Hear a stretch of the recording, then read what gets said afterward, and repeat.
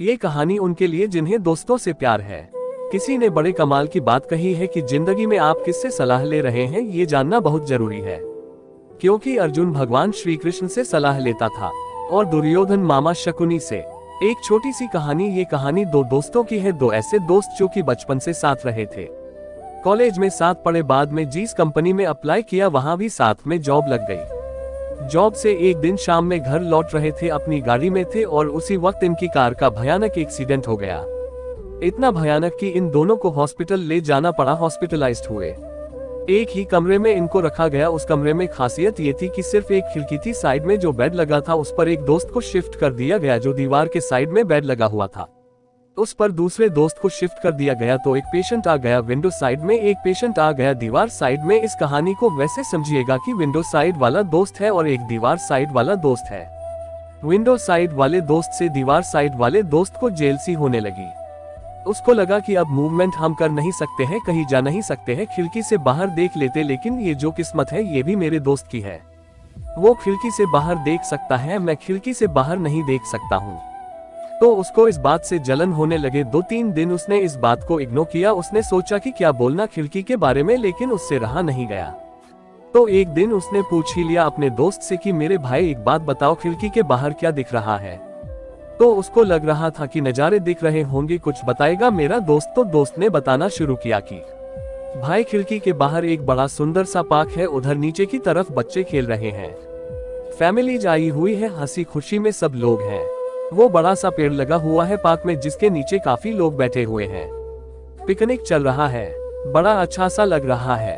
और अब तो देखो मेरे दोस्त, बादल भी आ गए हैं, ऐसा लग रहा है थोड़ी देर में शायद फुहारें आने लगेंगी, बारिश होने लगेंगी, तो बड़ा अच्छा लग रहा है। तो अब इस दोस्त को जो कि दीवार साइड में था, इसको बड़ी जेल से होने लगी कि यार मतलब इतना बढ़िया सीन में मिस कर रहा हूँ, काश मेरा वाला बेड उस साइड में लगा होता, काश मैं उस साइड में होता है तो बड़ा अच्छा होता। दूसरे दिन फिर से इसने शाम में पूछा कि भाई आज क्या चल रहा है। तो उस जो दोस्त था विंडो साइड वाला, उसने फिर से अच्छी बात है बताना शुरू किया कि भाई ऐसा हो रहा है, वैसा हो रहा है, आज तो पार्क में नए पौधे भी लग रहे हैं, कुछ लोग काम कर रहे हैं, बड़ा अच्छा से आज बादल नहीं है, धूप खिली हुई है, लेकिन बड़ा अच्छा लग रहा है, बड़ा अच्छा सा लग रहा है। बाहर की तरफ मैं देख रहा हूँ। तो इस दोस्त को लगा कि काश मेरा बेड उधर होता। तीसरी शाम में फिर से उसने पूछा, फिर से उसने अच्छी बातें बताई, फिर से लगा कि काश उधर होता है। ये रूटीन चलने लगा और रोज इसकी जो झुलसी थी वो बढ़ने लगी। एक रात में वो जो विंडो साइड वाला दोस्त था उसको दिल का दौरा पड़ा, हार्ट अटैक हुआ। और हार्ट अटैक जब हो रहा था, जब वो तड़प रहा था, तब इस वाले दोस्त की जो दीवार साइड में था, इसकी नींद खुल गई, लेकिन कुछ नहीं बोला, चुपचाप रहा। और सही टाइम पर ट्रीटमेंट नहीं होने की वजह से विंडो साइड वाले दोस्त की डेथ हो गई। जब उसकी डेथ हो गई, उसकी बॉडी को वहां से बाहर निकाला जा रहा था, वहां से हटा लिया गया, वो बेड खाली हो गया। तो ये जो दीवार साइड वाला दोस्त था, इसने नर्सिंग स्टाफ से पूछा कि क्या आप एक छोटी सी मदद कर सकते हैं। उन्होंने बोला कि हाँ जी बताइए, क्या बड़ा दुख है कि मेरा दोस्त की डेथ हो गई है और मेरा दोस्त अब इस दुनिया में नहीं रहा है, लेकिन एक छोटा सा आपका फेवर चाहिए। तो बोले कि हाँ जी बताइए ना, क्या करना है। तो उसने बोला कि अगर आप मेरा वाला जो बेड है, अगर इसको आप विंडो साइड में शिफ्ट कर देंगे तो थोड़ा सा ठीक रहेगा, मुझे भी थोड़ा देखने को मिल जाएगा। उन्होंने बोले हाँ कोई बात नहीं, आप कौन सी बड़ी बात है। तो उनका इस पेंशन को इस तरफ से इस तरफ शिफ्ट कर दिया गया है। ये विंडो साइड में आ गए।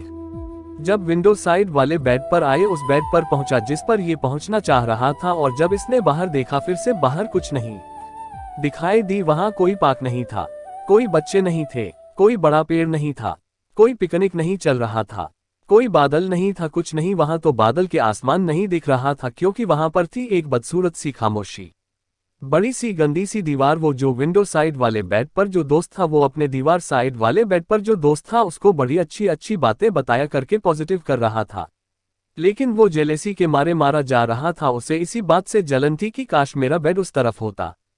जिंदगी में भी बस यही हो रहा है, हम दूसरे के बारे में जानते पहचानते कुछ नहीं है, बस अपने मन में जलन पैदा कर लेते हैं, उससे जलते रहते हैं। वो चाहे कितनी पॉजिटिविटी हमारी तरफ लाए, हम नेगेटिविटी उसकी तरफ फेंकते रहते हैं। लाइफ को समझने की कोशिश कीजिए, पॉजिटिव रहने की कोशिश कीजिए। आपके आसपास ही पॉजिटिविटी अपने माइंड में जितने नेगेटिव थॉट्स आते हैं उनको हटाने की कोशिश कीजिए, अच्छे विचारों के साथ, ऊपर वाले के आशीर्वाद के साथ कर दिखाओ कुछ ऐसा कि दुनिया करना चाहे आपके जैसा।